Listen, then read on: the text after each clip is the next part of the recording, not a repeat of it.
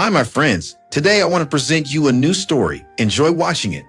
I was 13 when I first understood that my parents saw me as an investment rather than a son. It wasn't a sudden realization, but a slow, creeping truth that revealed itself over years of conditional affection and unspoken debts. Darren, if you want those new shoes, you'll have to earn them, my father had said when I was 12, arms crossed as he stood over me. Casper doesn't need to, because he's younger. But you should already understand responsibility. Casper, my younger brother, lounged on the couch behind him, a brand new gaming console on his lap. He hadn't earned that. He hadn't needed to. By the time I turned 18, I was working 2 part-time jobs while Casper had a moped fully paid for by our parents. When I asked why, my mother simply said, "He's not as responsible as you. He needs more support." Support.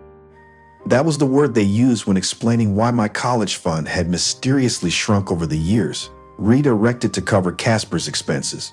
That was the word they used when I was told to pay rent while still in high school, while Casper lived at home for free. Every milestone in my life came with a price tag, while my brother drifted through life unburdened. Yet, like a fool, I kept striving, believing that if I worked hard enough, they would finally see me as their son rather than their personal investment. That illusion shattered on my 25th birthday. The dinner was supposed to be a celebration, a rare moment of family unity. I arrived expecting cake and warm wishes. Instead, my father slid a crisp white envelope across the table. "Happy birthday, Darren." I hesitated before opening it, my stomach tightening as I pulled out a formal document. Notice of debt collection. The paper listed years of parental contributions with absurd precision. Housing, $35,000. Food, $18,400. Medical bills, $9,300. Educational support, $25,000. At the bottom, the total read, $97,790. And bitter laugh escaped me. "You're joking." My father's face remained unreadable. "We've invested in you for years. Now that you're successful, it's only fair you give back." My mother chimed in, her voice syrupy with forced concern. "Your brother will need support too, Darren. You know how hard it's been for him." Casper smirked from across the table, twirling his fork in his untouched pasta. I stared at them, something cold settling in my chest. "Casper, where's your invoice?" He merely smirked. "I'm different. I'll be the one taking care of mom and dad when they're old." "Is that what they told you?" I exhaled sharply, shaking my head.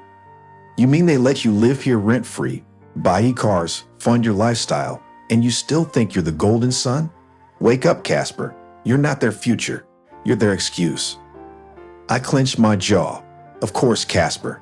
The golden child, shielded from every hardship, now conveniently becoming my financial responsibility.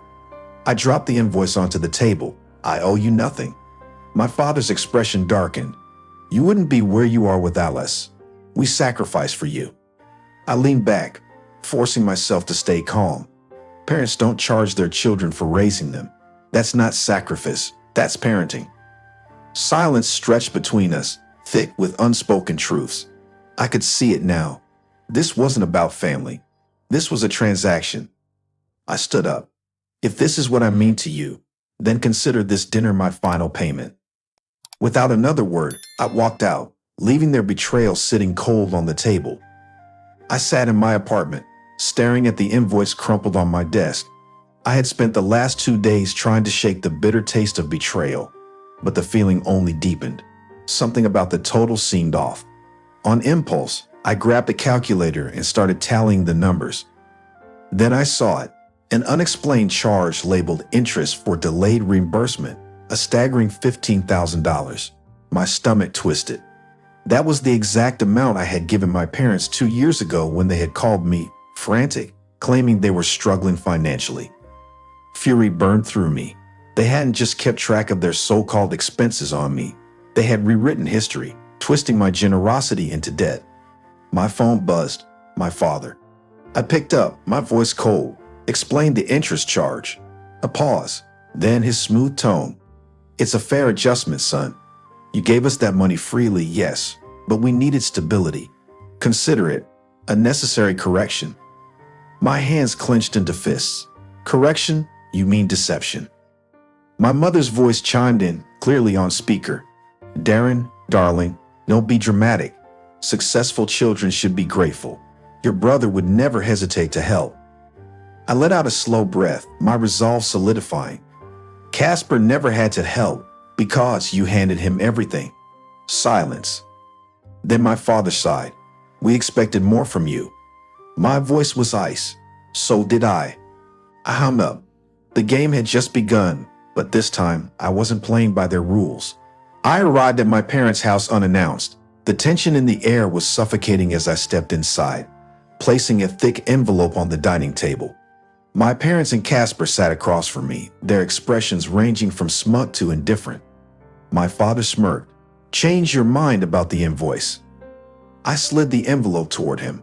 No, but I did some accounting of my own. My mother's fingers tensed on her teacup as my father opened the packet. Inside was a detailed breakdown of every dollar they had taken from me, my inheritance, my college fund, the loans I had given them, all cross-referenced with bank statements. At the bottom was a final total, $132,000. Casper scoffed. This is ridiculous. I leaned forward. If you're treating me like a debtor, then so be it. I expect full repayment. My father's smirk faltered. This is different. Parents provide. Children give back. That's how family works. My voice was razor sharp. No, that's how manipulation works. My mother's face paled. Darren, we? I stood. I'm done being your investment. As I turned to leave, I reached into my wallet, pulled out a $10 bill, and handed it to my father. His brows furrowed in confusion as I smirked. Buy some lottery tickets, I said, my voice laced with mock sympathy. Maybe you'll get lucky. I, on the other hand, got lucky in the lottery you played with me in life. I didn't wait for a response. I walked out, leaving them in stunned silence. This time, I wasn't looking back. I felt an unfamiliar lightness in my chest as I left my parents' house for the last time. I had won. Not in the way they wanted, by paying their absurd invoice, but by severing the chains they had spent years tightening around me. A week later, a letter arrived at my apartment. It was from my parents. I hesitated before opening it, already expecting another guilt-laden demand, but inside was a formal notice from a lawyer. They were suing me for unpaid family contributions. I exhaled slowly, shaking my head. They were truly desperate. I took my time crafting a response. Instead of engaging in their petty lawsuit, I forwarded all the financial records to the authorities, including proof of my stolen inheritance. With a single email, I had set in motion an investigation that would unravel all their lies. A month later, the fallout was catastrophic. My parents were forced to liquidate assets to cover the legal penalties and unpaid taxes exposed in the process. Casper, who had never worked a day in his life, was left floundering without their endless handouts. I received one final message from my father, a pitiful, half-hearted plea for family unity. I deleted it without a second thought. As I stepped onto my balcony, for the first time in years, I felt free. No more debts, no more manipulation, no more being treated as an asset to be drained. Friends, what do you think of this story? Write your opinion in the comments. Would you like more stories? Don't forget to subscribe and hit the bell button so you don't miss any videos. See you tomorrow.